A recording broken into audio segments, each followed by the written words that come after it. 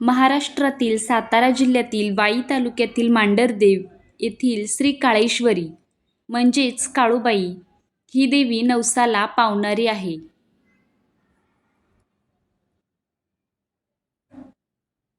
समुद्रसपाटीपासून सुमारे 5,000 फूट उंचावर असलेल्या गर्द करवंदीच्या वनराईत विराजमान असलेल्या काळूबाईचे स्थान शंभू महादेवाच्या डोंगररांगेत पुणे सातारा जिल्हा तसेच वाई भोर खंडाळा या 3 तालुक्यांच्या सरहद्दीच्या शिखरावर वसलेले आहे. मांदार पर्वत वाईच्या उत्तरेकडे आहे. या पर्वताला मांडरगड असे म्हणतात. येथे साताऱ्याहून वाई मार्गे तर पुण्याहून भोर मार्गे जाऊ शकतो. तसेच शिरवळवरून लोहोम झगळवाडीतून पाऊलवाट आहे. तेथून देखील येथे जाऊ शकतो.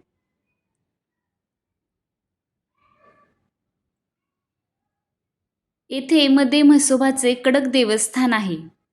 डाव्या बाजूस थंड पाण्याचा झरा आहे. याच्या बाजूस मांडव्य ऋषींची पत्नी मंडाबाईंचे दगडी मंदिर देखील आहे.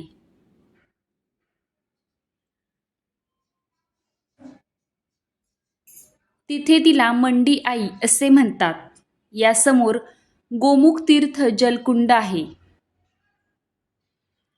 हे देवीचे मंदिर कोणी आणि कधी बांधले याची फारशी नोंद आढळून येत नाही.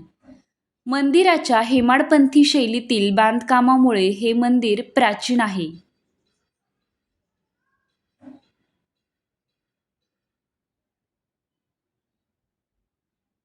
सह्याद्री पर्वतरांगेतील एका उंच समुद्रसपाटीपासून 4,650 फूट टेकडीवर हे मंदिर आहे. ते साताऱ्यातून 20 किलोमीटर अंतरावर मांढरदेवी काळूबाईचे मंदिर आहे.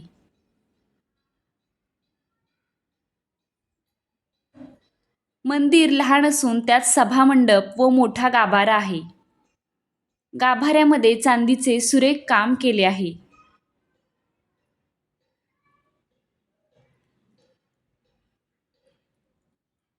गाभाऱ्यामध्ये चांदीचे सुरेख काम केले आहे. कळस रेखी बसून त्यावर गाय, सिंह यांच्या मूर्ती बसवलेल्या आहेत. मंदिर पूर्वाभिमुख असून मंदिरासमोर दीपमाळा आहेत. मुख्य मंदिराभोवती गोंजीबुवा, मांगीर बाबा अशी देवी, सेवक व राखणदार यांची मंदिरे आहेत. तसेच मुख्य मंदिरासमोरील डोंगरात काही अंतरावर म्हसोबा देवाचं ठाण आहे. काळूबाई मंदिर परिसर निसर्गरम्य असून वनराईने नटलेला आहे. मांडरच्या काळूबाईची मूर्ती स्वयंभू असून चतुर्भुज आहे. देवी आईच्या उजव्या हातात त्रिशूल आणि तलवार आहे. डाव्या हातात ढाल आणि दैत्याची मान धरलेली आहे. देवी उभी असून तिचे एक पाय दैत्याच्या छातीवर ठेवलेले आहे. मूर्तीला शेंदूर लावलेला आहे. देवीला तिच्या वार्षिक यात्रोत्सवाच्या दिवशी म्हणजे पौष महिन्याच्या पौर्णिमेला देवी आईच्या चेहऱ्यावर सोन्याचा किंवा चांदीचा मुखवटा बसवतात. देवीचे वाहन सिंह आहे. देवी आईने पौष पौर्णिमेला रात्री दैत्याचा वध केला आणि विजय मिळवला. त्या प्रित्यर्थ पौष पौर्णिमेला देवी आईची मोठी यात्रा भरते.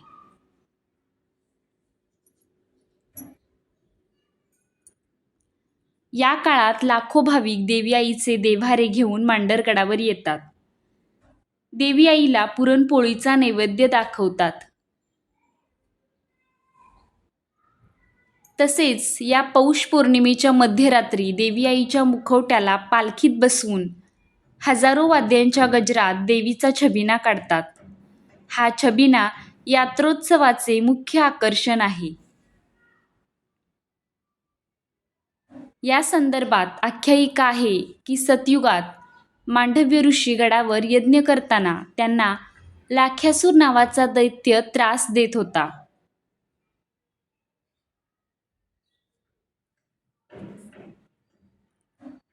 यज्ञ कार्यास सिद्धी मिळावी यासाठी मांडव्य ऋषींनी महादेवाला प्रसन्न करण्यासाठी तपश्चर्या केली. महादेवाने प्रसन्न होऊन पार्वतीची उपासना करण्यास सांगितले. देवी पार्वतीने त्यांच्या तपश्चर्येला प्रसन्न होऊन दैत्यांचा संहार करण्यासाठी अवतार घेईन असे सांगितले.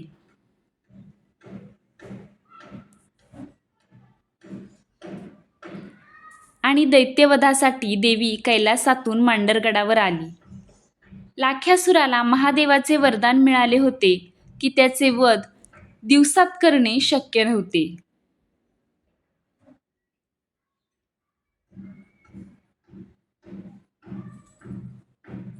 त्यामुळे देवी आईने लाख्यासुराचे वध रात्रीच्या वेळी करण्याचे ठरवले आणि पौष पौर्णिमेच्या रात्री युद्ध करून लाख्यासुराचा मध्यरात्री वध केला आणि पुन्हा दैत्य प्रकट होऊ नये यासाठी याचे रक्तप्राशन केले. अशा प्रकारे देवी आईने काळूबाईचे रूप घेऊन दैत्य लाखासुराचा वध केला आणि नंतर कैलासावर मांडरगड डोंगरावर चढून गेली आणि नंतर भाविकांसाठी इथेच स्थानापन्न झाली.